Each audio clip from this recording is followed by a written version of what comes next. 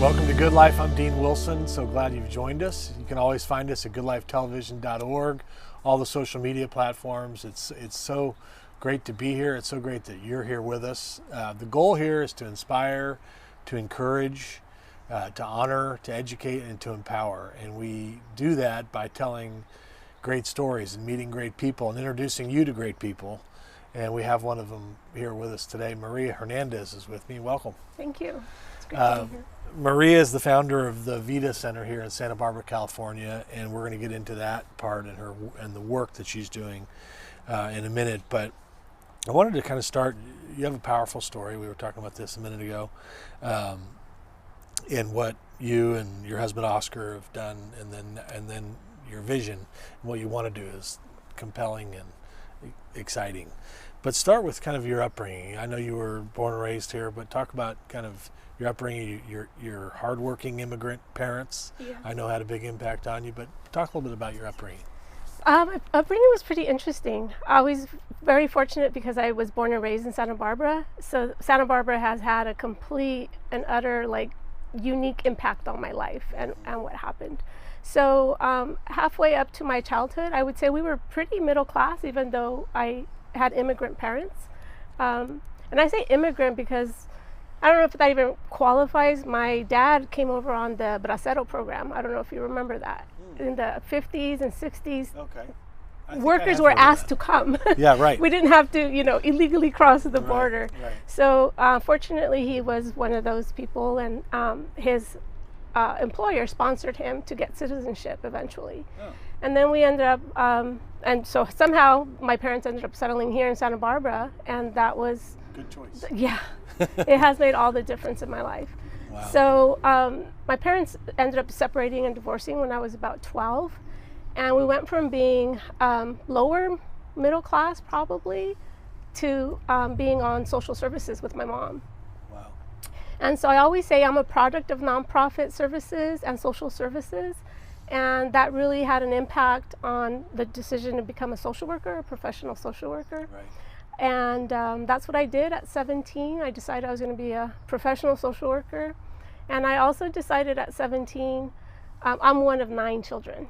Wow. Yeah. So I also decided that I wasn't going to become a parent until I could give a child what they deserved, which was everything I felt I had lacked in my own childhood, time, nurturance, love, attention. And I met my husband very sort of coincidentally, and we were dating for 3 years. And as we started getting serious, I was going to move to LA to finish school out there. And I told him, I said, if this becomes a little more serious, I just want you to know that whoever I marry has to be okay with the fact that I may never have a child, or if I do, I also want to adopt. Because I wasn't sure that I wanted to bring more children. My mom had done her part with 9 kids. Yeah, she had the numbers. And then I had, Santa Barbara has been so unique. And it's interesting because in high school, the idea of adopting, that's where it came in. And I had a girlfriend, Suzanne. She's so amazing. She was probably a vegan before it was even coined, at least, popular language and culture. She rode her bike everywhere, and we talked about adopting in high school. Really? And not contributing to the world overpopulation of the world. And so it was interesting. I had a very unique upbringing here in Santa Barbara. I was a soccer player, so I really got to enjoy my high school time. I'm a Don. You're a Don. Go Dons. It's interesting because I remember also growing up in Santa Barbara was very unique in that when my dad was still with us, he was a gardener. Probably would have been called the landscaper nowadays, but he was a gardener in the Montecito estates. And so I would work with him on the weekends. Oh, really? And I got to see the wealth that existed in this world. Literally, estates that you had to get on the little carts to go to the, guest house. Right. A mile away. Right. It was amazing. So all of that sort of percolated in my mind. I didn't realize it at the time. I wanted to give back. I knew that because as having received what I received as a young adolescent through my mom when she was, struggling to raise the last of her 4 kids. And then also that idea of wealth and business always sort of, because my dad had his own business, his gardening business. So it just kind of created this very unique, I think now I look back on it, I can, in retrospect, in hindsight, I can see how it all kind of came together. But I've always been interested in building a business and wealth and serving humanity. Yeah. And so, that's kind of where I'm at. And you did obtain your master's degree in social work from UCLA in 1997 and became a licensed clinical social worker in 2009. So this is something you always knew you wanted to do. I mean, that was clear, which is rare for somebody that young to have that. But it's because of what happened to you, right? It's because of what happened and some, synchronicity, I guess, or coincidence. I had good grades in high school, but, I was, even though my brother had gone to college, college wasn't spoken about. And so, and I hung out with all the, a lot of Montecito kids, and they all went off to college. And I don't remember even like applying to college. Yeah, it was really interesting. And coincidentally or synchronistically, my brother, who lives in Dallas, we were just talking about Dallas, he was already over at Carleton College in Minnesota. He was pre-med. And he came home one summer, and I had just graduated from the high school, and he's like, what are you going to do? What are you doing? I'm like, I don't know. Well, like, what are you doing with your life? And I'm like, I don't know. And he's like, you got to go to school. You're going to be a doctor. You should be a doctor like me. And just sign up for City College and be a pre-med student. That's all you got to tell him. You're a pre-med. Okay, so I was a pre-med student for my first semester at City College. Wow. And then I like sharing this story because it's funny how things work out. But I went into the Career Center one day, just synchronistically, randomly. And they did an assessment on like what your career interests might be. And I answered all the questions, and it actually said that I would, social services, human service, I think was the field, the helping profession was what I was geared towards because of my answers. And I saw a video on social workers, the whole gamut of social workers, schools, children and families, counselors, everything. And they all said the same thing. You have to get your master's in social work to make a living in this field. And so I was like, that's it. I know what I want to do. And I remember my brother checked in with me a few months later, maybe the second semester I was at City College, and he was so disappointed that I was going to be a social worker and not a doctor. He said, don't do it. Don't do it. Whatever you do, don't do it. You can help people by being a doctor. You're going to be 40, you have gray hair, addicted to coffee and cigarettes, and burnt out. You don't want to be a social worker. You can help people by being a doctor. And I was like, no, this is what I want to do. Wow. And so I ended up going into social work. Isn't that amazing how, your experience, because of the situation you were in after the divorce and kind of having a more challenging environment where you relied on those nonprofits, those services, that had a major imprint, in what you want to do, which is incredible. Yeah. And good. Yes. Yeah. I mean, it's not great that you were in that position, but look what it's led to. Yeah. I don't regret even going into social work. It's been a challenge, especially when you have that. Like for me, I mentioned I have that wanting to build a business, and social entrepreneurship is like one of my big passions. And so it's always like barely, sort of surviving with the social work salary and degree. Right. But to this day, I wouldn't change it for the world. Would not change it for the world. Let's talk a little bit about the work you're doing in the Vida Center that you founded. You're launching. It's difficult during the pandemic to launch anything or do much, but you've continued on. But I want to get into a little bit of your story, because I think this is so perfect for today. The environments that we're in, it just seems like this is more needed than ever before. But maybe we could back up one step. And before we came on, we were talking about Greg Boyle. Mm-hmm. So Greg Boyle, for those of you who don't know, is the founder of Homeboy Industries in Los Angeles. They do unbelievable work, and he's become a national hero in many respects in this regard. He came on Good Life, and you saw that episode, but you were talking about him. What is it about him and them that inspires you?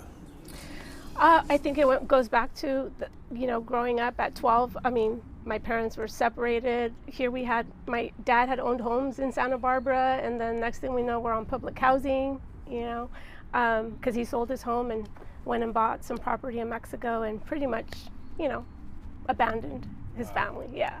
So I decided, like I said, to go into the social work profession because I really wanted to help and give back, because I realized that I would not have gotten to where I had gotten without the help of nonprofits and social services. And I went into my master's in social work thinking that social workers were like social advocates, and we are. But the program that I got into at the time, and I think it was just, it didn't matter which program I got my master's at UCLA. But if I had gone to USC, it would have been the same thing, or any other program. But there was really a focus to training social workers to be clinical social workers, to go into more like the counseling and therapy, if you chose a micro path, meaning one-on-one. Right. There was this, and I was really disappointed. I was this close to actually leaving. Really? Yeah, because I thought, and I remember one of my advisors said, just finish your degree and then you can do whatever you want with it. So I had been really impressed when I was 12 or 13 by a rec program actually run by the city over on the west side, where we lived really temporarily for a couple years. And they took us out backpacking and camping, and we danced. It was kind of like probably the program that you guys have right. at the village.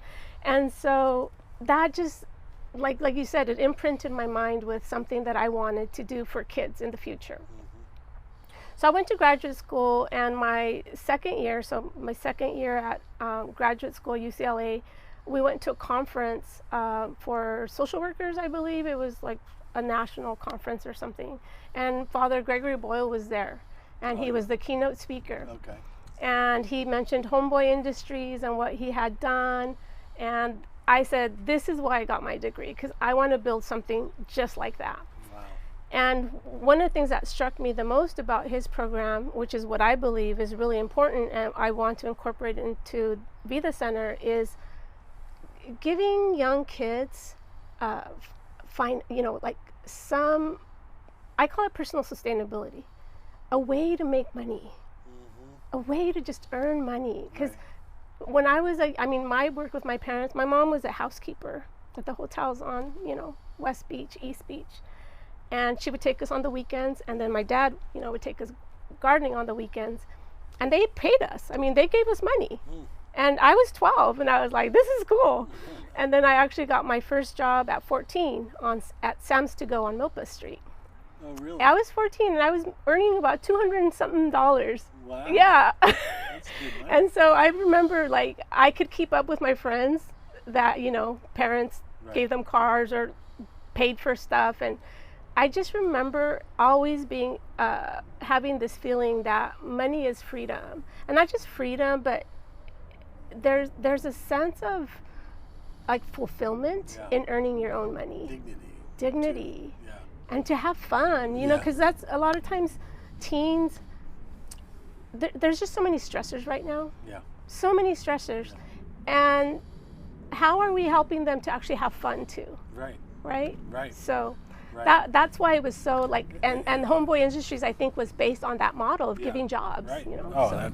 They've got that thing wired down there, but yeah, you're right. It's not just because the way you're describing having fun is, I work, I get that check, and I can have a little bit of fun, and I can feel good about myself, versus purposelessness, wandering. There's a big difference. And you would think, no responsibilities, that's fun. No. Maybe for a week. Yeah, exactly. For a little while. Not long term. Yeah, exactly.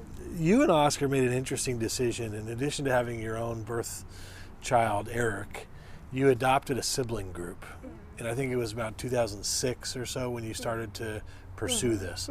Why did you decide to do that? Again, going back to the upbringing here in Santa Barbara, and one of my best friends in high school talking about we were going to adopt someday. It's ironic. She ended up having 3 of her own children. Oh, she did? Yeah, she did. She didn't adopt. Well, you took 3. I took 3. Yeah, we were actually only going to adopt 1, and then we said maybe 2. And honestly, looking back at it, 3 was not in our, like, our conscious decision to adopt 3. But that's how it turned out. But we had talked about adopting before we got married. We were dating, and my husband said, yeah, he's like, my husband was born and raised in Mexico. He did immigrate, so his family did immigrate many years ago, but I met him when he was about 22 maybe, and I was like 19, and we started dating for 3 years, and then we kind of knew it was going to get serious. I moved to LA to finish school, and I just said, hey, if this, becomes a long-term thing, like we get married, I want to adopt. And he's like, you know what, that idea, I don't know why, but it's always struck a chord with me. Really? His grandpa used to take in young men in Mexico. He was born and raised in Mexico City. And his grandpa used to take in these, he's like, I don't even know who they were. They were just like these young boys or young kids. And he's like, and then his grandparents. But his grandpa was the softie, the one with the heart. The grandma would be like, no, we can't feed anybody else. Like, oh, they need, a place to stay. So he always had that idea of helping. Wow. And so we made that conscious decision, and then we knew we weren't going to have children until we had both finished our education and were ready as parents, emotionally, financially. And we were married for 10 years. When we decided to have our own first, if we could, because I didn't know if I was going to be able to have my own children. And so we had our son Eric in 2003, and then at 3 years we felt that was a good age to start thinking about adopting. And we were matched with we had decided on 2, and then we were going to have 1 more of our own. So we had our own, we were going to adopt 2, and then have 1 more of our own, so we'd have 4 kids, because we both come from large families. And we got matched early on with a toddler set, a sibling set, toddlers. And I just felt that, there was a lot of people that can't have their own children, and I knew they would be matched almost immediately if we passed up on them. And I had worked in the field of child welfare for I think about 8 years at that point. And I knew that the older children were harder to find homes for. And so we passed up the toddler set, and we passed up a set of 2 boys. They were just really far, like I think they were like in Riverside, and just being able to visit consistently was going to be hard. When you're matched, you start visiting, and we lived on the West LA, so by the time it was just going to almost be impossible to really visit, yeah. And then our social worker from the adoption agency sent us a picture of these 3 a sibling set of 3, Andrew, Marco, and Brenda. And Andrew was in the middle. And all I saw was my son Eric's face in that face. Really? And I was like, oh, I couldn't see nothing but his face. Wow. There was just a huge resemblance. And I asked my family, like, yeah, you're right. It's like, wow, it's so weird. And we had no desire for 3. We had not wanted 3. And she's like, I know you guys don't want 3, but I thought I'd send you these kids. And they're kind of like what you want, because you've said you want older, harder to place, and they don't have any of the issues that, I'll be real honest, there was a whole list of things you say you don't want, like history of mental illness, history of drug use. I checked those off. My heart's not that big. People say, oh, your heart's so big. I'm like, well, I checked off all those things I didn't want. And she said they've had a steady placement. It's just, they just need a home. And we ended up with going with that. So you take in Andrew, Brenda, and Marco, and then so you guys went through a tragedy, and and I know this is probably still very difficult. So I want to be real sensitive, but you went through something that it's like a nightmare for every parent to lose a child, and so you lost Andrew. So I wanted to give you a minute just to kind of reflect. Tell us a little bit about who he was and his kind of special place in your heart. And then I want to get to this work and how this has been born out of tragedy in a sense. Yeah. But talk about Andrew for just a minute. So Andrew, so he was the youngest of the three.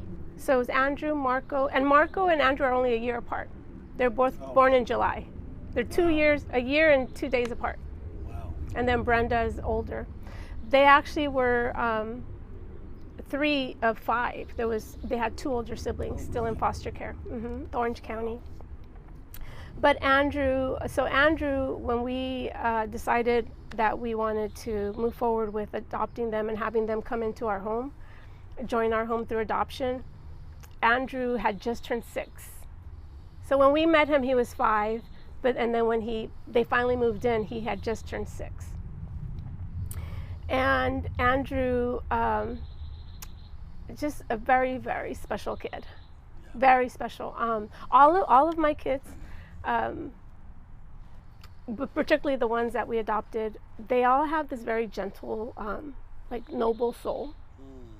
All of them. But Andrew's was like just so apparent, like from day one. He was just at 6. He was like the most considerate little kid ever. Wow. He had unfortunately he had a lot of he had like a developmental disabilities, like language, speech. He were in the foster home where he had been.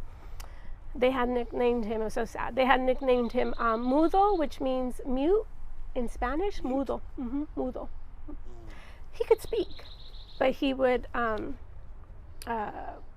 like stutter in a way. It was hard for him to express himself. It was expressive language disorder. I don't know. They were diagnosed with everything under the sun. Sure, yeah. Everything under the sun, and then some afterwards. So anyhow, but so he was, and he was also a very anxious kid. Very anxious, but he was. I don't know if you know much about like behavioral stuff, but there's some kids that are externalizers in their behaviors, Right. and some that are internalizers. Right. Well, we're all like that, right? So even as we grow into an adulthood, right? Yeah. So Marco and Brenda were the externalizers. Okay. They're the ones we had to just, from day one, rages, tantrums, oppositional, defiant, conduct disorder, everything that probably could have been diagnosed with, they got diagnosed with. And Andrew was all internal anxiety. With Andrew, when this started happening with him, we had already had issues. Marco from day one was like our challenge. He was our challenge from day one, week 1. I think we had a few days honeymoon. We had a few days of honeymoon. And we didn't realize how traumatized the kids were until we started seeing Andrew's stuff. And it all started with projectile vomiting. And it's funny because I had been in the field for a while at that point. Wow. And I would have never thought projectile vomiting was actually real. Like it just, people have this, the anxiety, it's instantaneous, like milliseconds. The anxiety just, and it's out. Wow. Yes. Yeah, I never experienced it, had never had a child like in my caseload that had that. I don't have a history of anxiety like in my family for me to have been able to say, right. Okay, this happens. And he also, he just struggled. I mean, and there was one night where he actually had hallucinations. Really? It was, and we were sitting there going, this isn't real. These kids didn't have the placement that you all sort of, like the child welfare system painted for us. Right. And that dove us into having, which I think it was a really good thing at that point, full-on psychological testing for all of the kids. And yeah, we learned a lot about them and their history, because we talked to the birth parent, the birth dad, and learned everything. So everything I had checked off that I didn't want was all there. Right. Plus, That's yeah, but he was a beautiful soul, Yeah, beautiful soul, and like- that carried on. You know, eventually it's funny because going back to like what happened, I don't know. I just felt he had overcome his anxiety, but I think that he was so good at masking it. Right. And I do think that there were times where it wasn't a part of his, he overcame it for the most part. He was a very outgoing kid, But it's had hard to lots know, of isn't friends. it? It's hard to know. So it's hard to know, and going to what happened, it's funny that you say, and I know you do it out of respect, and I appreciate that. Losing a child, that definitely is a tragedy in and of itself. And it was so funny because after Andrew took his life, I couldn't say he passed. That didn't even make sense to me. He didn't pass. No, he took his life. And I think the only reason I can even sit here and talk about it is because he was adopted. I mean, and it's funny because we loved Andrew. Like Andrew, because he was the youngest and because he has such a beautiful soul, he was the one that was least affected in terms of his attachment. So my older two, and they were diagnosed. I don't think Andrew was. Maybe he was. I don't know. But he was able to. I think it was because of his age and his closeness to our son Eric. So he was able to build attachment with us, and us with him. I cannot say the same is true for our daughter Brenda and our son Marco. And they were diagnosed with attachment disorder very early on. And not surprising, right? They were in foster care for 5 years before they came into our home, and had multiple placements. Multiple. I think they had like 5 in 1 year. Wow. So it was pretty, I mean, it's not surprising that they can't form a healthy attachment, right? Right. But Andrew did. And so it's interesting because, like, we really felt like, I cannot tell you that I love Marco and Brenda in the same way that I love my son Eric. It's different. And I know people will say, well, no, yeah, you can't. Well, for me, and I'm just going to be honest, and I know part of their trauma had to do with that inability for us to really form genuine attachments. But with Andrew, we did. And so when he took his life on May 15th, 2018,